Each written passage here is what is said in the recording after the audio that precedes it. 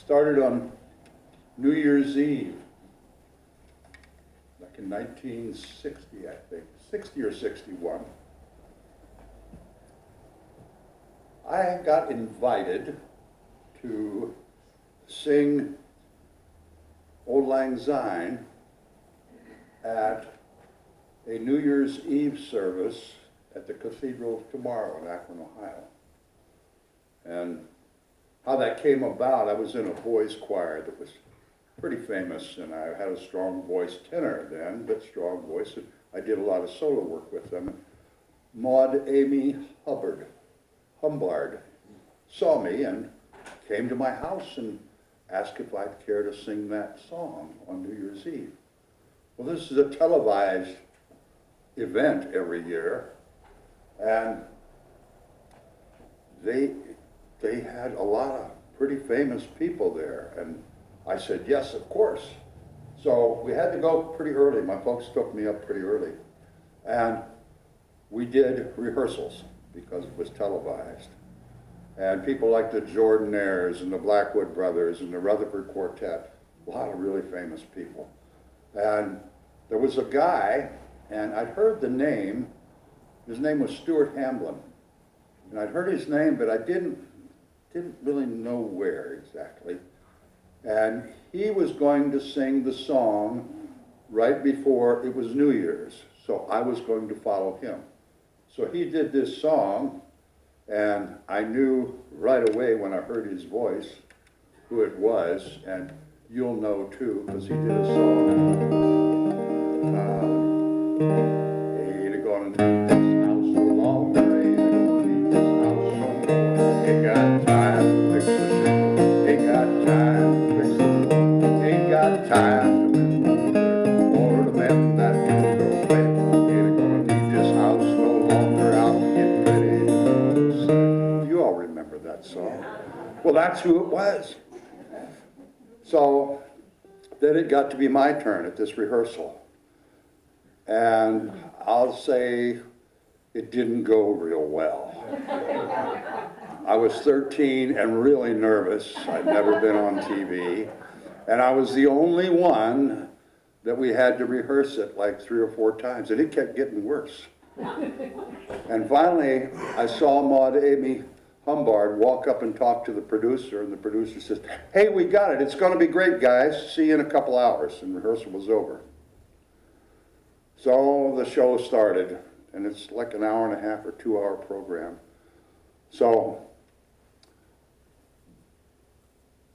this Stuart Hamblin sang the song that he had written, It Is No Secret What God Can Do. And then they started the countdown for New Year's Eve. And they were down to about the last 15 seconds, and I'm standing there in front of a microphone, and the camera's on, and somebody put their hand on my shoulder. I didn't know who, but then I heard the voice, and it was Stuart.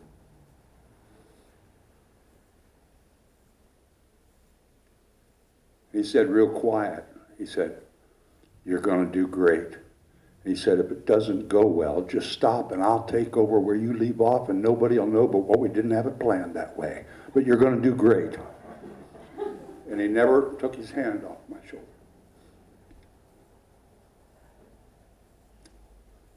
I nailed it. I did. It was my shining hour that lasted all of about 38 seconds. Because that's all I had to do was just sing the first 16 bars, and then the whole chorus joined in for the finale. So when we got all done, he said, you did better than great, you did perfect. And he said, if you choose to make music a part of your life, you're going to go a long ways. And I guess I did, but I guess I took the scenic route rather than the money route. So fast forward this story, 16 years later, my wife and I, some of you met my daughter that was here last week, some of you heard her at the crab feed. last year. She's quite a singer. And her mother is quite a singer, or was as well. So her mother and I were part of a six-person gospel group called the Country Crossroads. And we had been invited, we were living in Tulsa then, to be one of the local fill acts for a 48-hour gospel fest at Oral Roberts University at the Mabee Center. And they had everybody who was anybody there. They had the Statler Brothers and Larry Gatlin and every gospel group going on at that time. This was in 1976. Well, we were one of the little local fill groups. And the famous people got to do 3 songs at a time. The fill-ins got to do 1 or 2, but it never stopped. And they had this big green room in the back behind the auditorium, and it was huge. It held like 50, 60 people.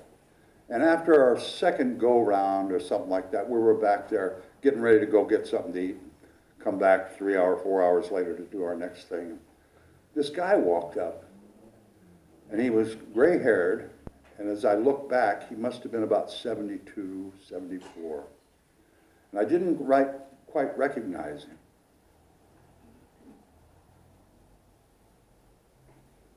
I heard the voice. Same guy, Stuart Hamblin. He said, "You've come a long way since New Year's Eve in Akron."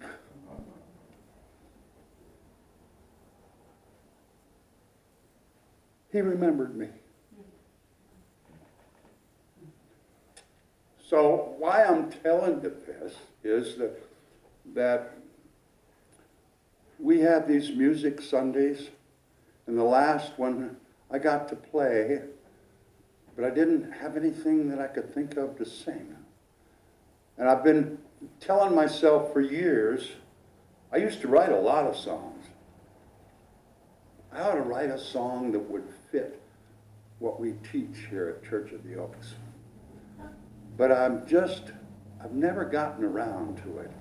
Seems like my priority is all about thinking about things and looking for opportunities to pass along ideas and practices and realizations that help us all elevate our consciousness and become more aware of what a magnificent role spirit plays in our physical lives. But I was thinking about this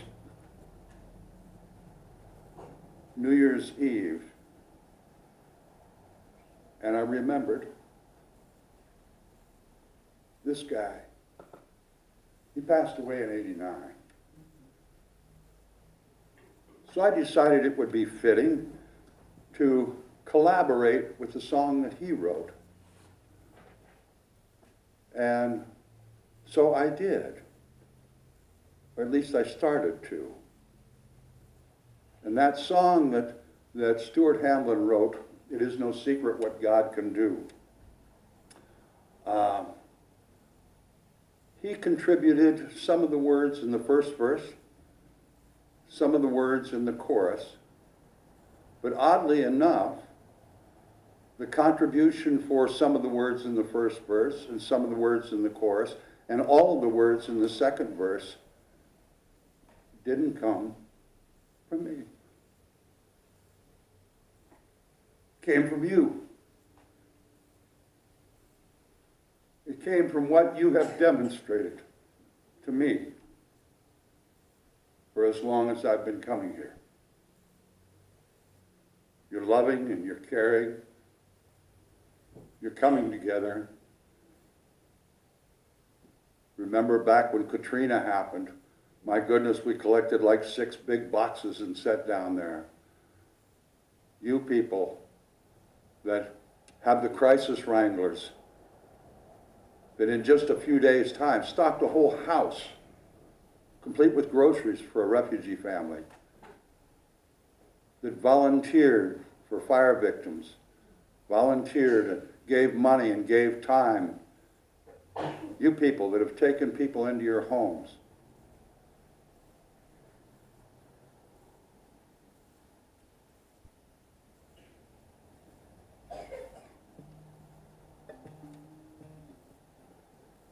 So this is our song.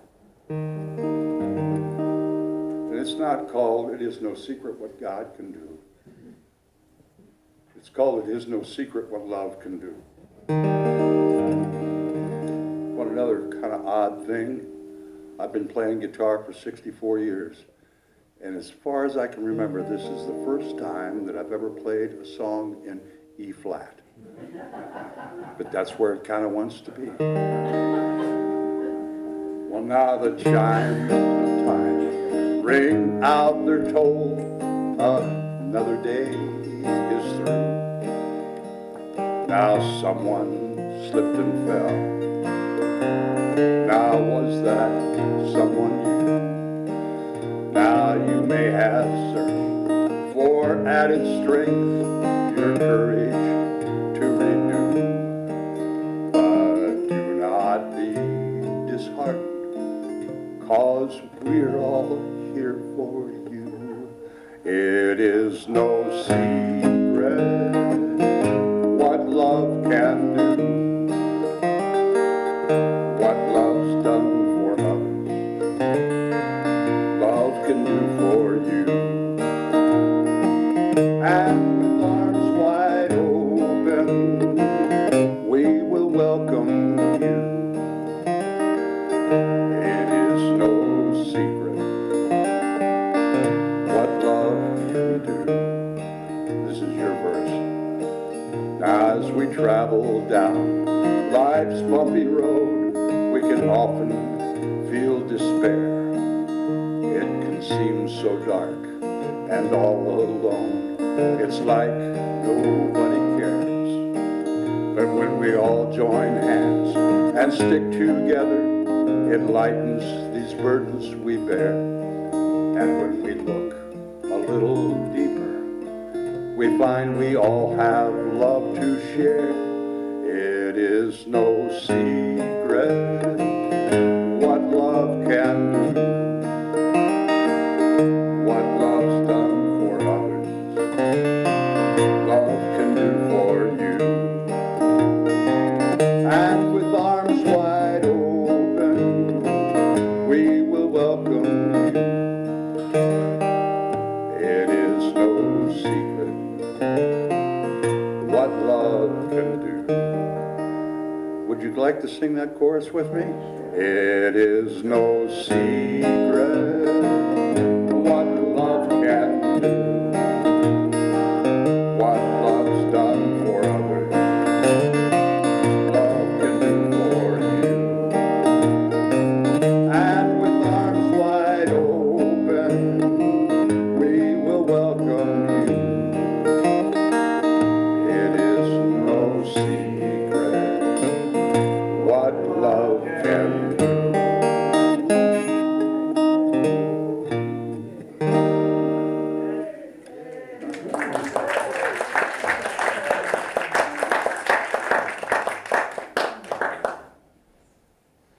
Well, thank you.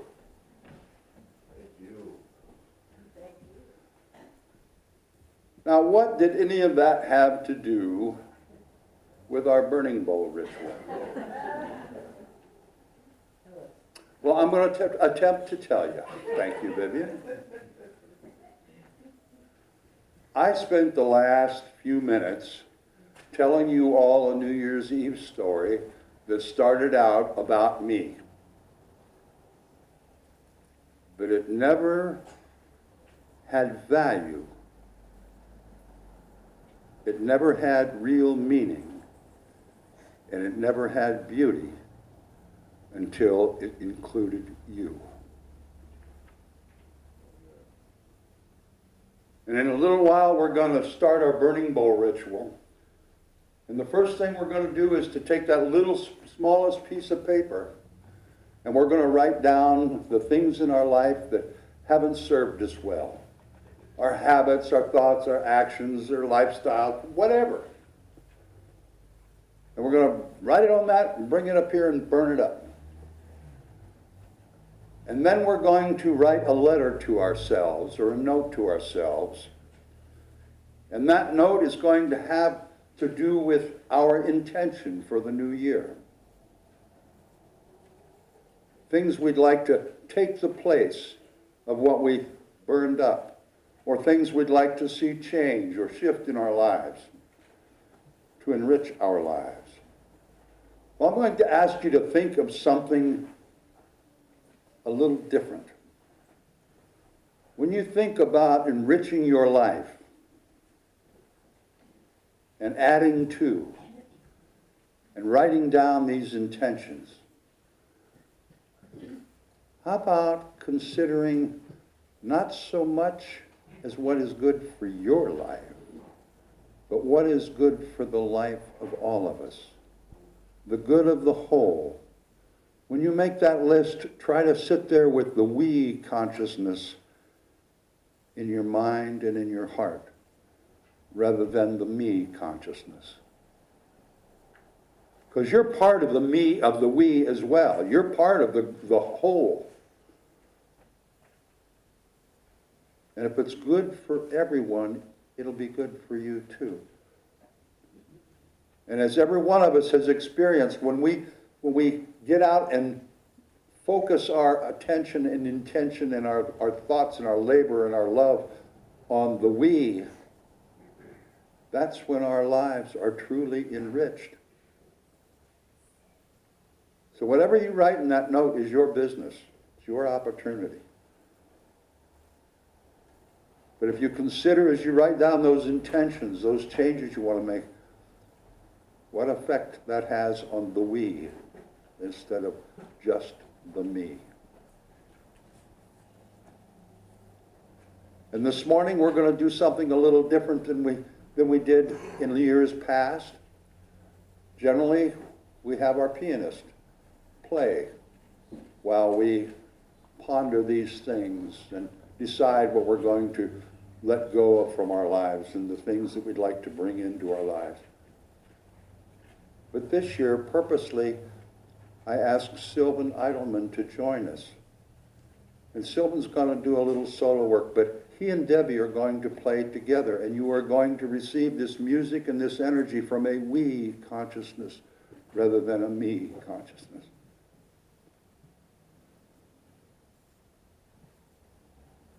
Because that's truly what is going to be necessary for all of us in our future, is to be able to live as we, with a we consciousness.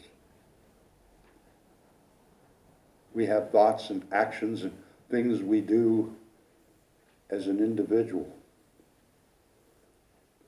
But when we do it together as a community, it's far more enriching. It has far more value.